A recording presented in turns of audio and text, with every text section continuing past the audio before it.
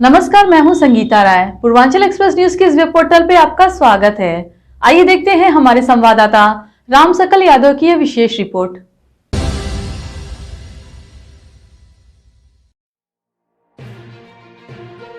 आजमगढ़ हरबंसपुर स्थित Sarvodaya public school के प्रांगण में आजादी के 75वें अमृत महोत्सव के अंतर्गत वार्षिक कार्यक्रम एवं फन एंड फूड कार्निवल का भव्य आयोजन किया गया। कार्यक्रम में मुख्य अतिथि के रूप में शक्ति मोहन अवस्थी, IPS SSP आजमगढ़ तथा विशेष मुख्य अतिथि के रूप में doctor Anup Singh Yadav neurosurgeon उपस्थित रहे। कार्यक्रम की शुरुआत सर्वप्रथम मुख्य अतिथियों के द्वारा मां सरस्वती की प्रतिमा पर माल्यार्पण अर्पित कर व दीप प्रज्वलित कर किया गया।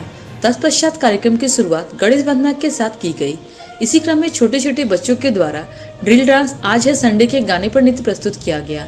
कार्यक्रम की शोभा पर चार चांद लगाते हुए सर्वोदय परिवार, जिसमें CBSE, UP board, degree college, pharmacy college तथा पॉलिटेक्निक कॉलेज के बच्चों द्वारा देश के विभिन्न क्षेत्रों में होने वाली सांस्कृतिक नृत्य, लोक नृत्य आदि का मनमोहक नृत्य प्रस्तुत किया गया। इस वार्षिक उत्सव का उद्देश्य आजादी के 75वें वर्ष में भारत एक श्रेष्ठ भारत की स्थापना व अनेकता में एकता को पिरोकर बच्चों को इस लायक बनाना कि भविष्य में इसके अनुकूल अपने आप को ढाल सके। इस अवसर पर विद्यालय के रॉक बैंड की तरफ से वाद्य यंत्रों के द्वारा शानदार प्रस्तुति की गई। कार्यक्रम के अंत में लकी ड्रॉ के माध्यम से बच्चों को पुरस्कार भी वितरित किया गया। फंक्शन मनाया जा रहा है। जिस तरह से प्रधानमंत्री की नई शिक्षा नीति आई है बच्चों के डेली करिकुलम में विकास करने के लिए, तो किस तरह से आप इसको आगे ले जा रहे हैं और क्या कार्यक्रम है?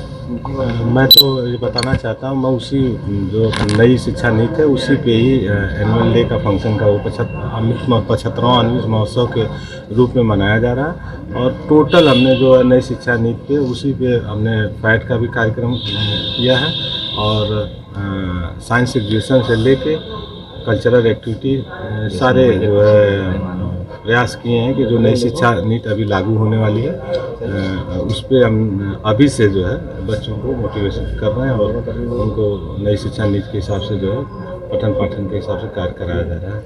सर, आजमगढ़ में क्या विशेष आप देना चाह रहे हैं अपने समाज को, यहाँ के बच्चों को, कि जो अलग और स्कूलों से अलग हो?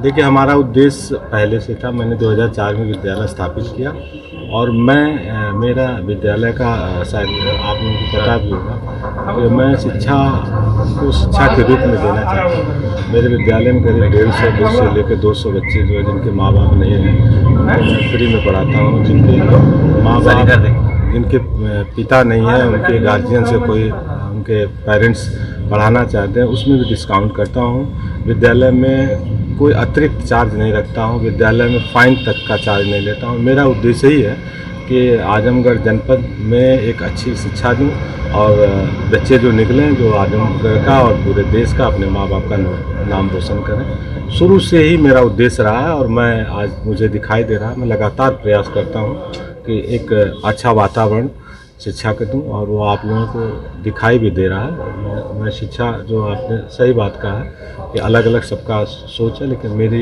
यही उद्देश्य रहता है। बातचीत में मुझको लगता है मैं आजमगढ़ को एक अच्छा एजुकेशन देना चाहता हूँ, उसी पे मैं काम करता हूँ। आज मैं पहली बार सर्वोदय पब्लिक स्कूल आया और मुझे देख के काफ़ी अच्छा लगा। मैं कहूँगा कि बेसिक शिक्षा के साथ साथ बच्चों को प्रोफेशनल ट्रेनिंग देना एक आजमगढ़ और ईस्टर्न यूपी के लिए मैं कहूँगा ये इस तरीके के इंस्टीट्यूशन एक वरदान है। किसी भी देश का जो नवनिर्माण होता है वो शिक्षा और स्वास्थ्य इन दो चीज़ों को फोकस करके होता है। और अगर देश में प्राइवेट सेक्टर में इतना सुंदर काम हो रहा है, बच्चों के ये राष्ट्र निर्माण का कार्य हो रहा है, अगर मैं कहूँ अगर इस सर्वोदय में, और आज का जो इवेंट था, जो इनका एनुअल डे था, और उसमें जिस तरीके के बच्चों के इनोवेशन हमें देखने को मिले कि एक अटल कृषि करके एक बच्चे ने प्रोजेक्ट बनाया था। इतने इनोवेटिव आइडियाज़, इतने इनोवेटिव कॉन्सेप्ट्स, आवश्यकता जिसको कहते हैं आवश्यकता आविष्कार की जननी है। तो चीज़ें आज की तारीख में एक बहुत ही, जबकि महंगाई एक पार्ट हो चुकी है रोज़मर्रा का, और उसमें अगर बेसिक चीज़ों से अगर हम एडवांस चीज़ों की कल्पना कर ले जाते हैं, अपनी रूटीन नीड्स को पूरा करते हैं, और इस तरीके के विचार अगर इंटरमीडिएट इंजीनियरिंग और फार्मेसी के लड़कों में इस तरीके की चीज़ें आ रही हैं, इनोवेशन आ रहे हैं, तो ये एक बहुत सुंदर बात है। और इसके लिए मैं कहूँगा कि जो यहाँ के टीचर्स हैं और जो यहाँ का मैनेजमेंट है, मैं उन सभी लोगों को मैं धन्यवाद दूंगा कि एक ये वो पढ़ा नहीं रहे हैं बल्कि एक नए राष्ट्र के निर्माण की अवधारणा रख रहे हैं। उन सभी लोगों को मैं आपके चैनल के माध्यम से नमस्कार भी कहूँगा और आज के इस प्रोग्राम में बच्चों को बधाई दूंगा और उनसे मैं कहूँगा कि वो खूब इंजॉय करें। आज सर्वोदय पब्लिक स्कूल में एनुअल डे का फंक्शन था जिसमें मैं मुख्य अतिथि था। इस इवेंट में स्पोर्ट्स गेम्स के साथ साथ स्टॉल्स लगे थे। स्टॉल्स साइंस से रिलेटेड भी थे, अलग अलग एग्जीबिशंस भी थे और उसके अलावा जो फेट होते हैं उनके स्टॉल्स भी थे और काफ़ी बड़ा आयोजन यहाँ पे हुआ जिसका मैं यहाँ पे चीफ गेस्ट था। बच्चों क्या कहना चाहेंगे सर? बच्चों को मैं ये कहना चाहूँगा कि एनुअल डे जो होता है वो साल का सबसे पसंदीदा दिन होता है सबका, तो इस दिन को एंजॉय करें। एंजॉय करने के साथ साथ लाइफ में हमेशा ये याद रखें कि पढ़ाई के साथ साथ खेल भी ज़रूरी है और सेहत भी ज़रूरी है और साथ ही साथ जो को करिकुलर एक्टिविटीज़ हैं स्कूल के समय में वो भी ज़रूरी हैं। तो इन दिनों को याद रखें, चेरिश करें और उन सबकी उज्जवल भविष्य की मैं कामना करता सर बच्चों ने एग्जीबिशन भी लगाया था, तो क्या कुछ खास रहा उसमें आपने अवलोकन किया था? कुछ चीज़ें बहुत ही यूनिक लगी मुझे। जैसे यहाँ पे इन्होंने अलग अलग सिस्टम्स बना रखे थे, वाटर हार्वेस्टिंग के स्ट्रक्चर्स थे, क्लाउड फॉर्मेशन कैसे होता है उसके थे, अलग अलग सभ्यताएं दुनिया की हैं उनके ऊपर मॉडल्स बने हुए थे, तोप थी, एक एग्रीकल्चर पे बड़ा अच्छा मॉडल बना हुआ था। तो साइंस का बहुत अच्छा एग्जीबिशन था। वो सब देख के काफ़ी प्रभावित भी हुआ मैं और उन सबको मैंने आगे इसी जगह में आगे बढ़ने की प्रेरणा भी दी।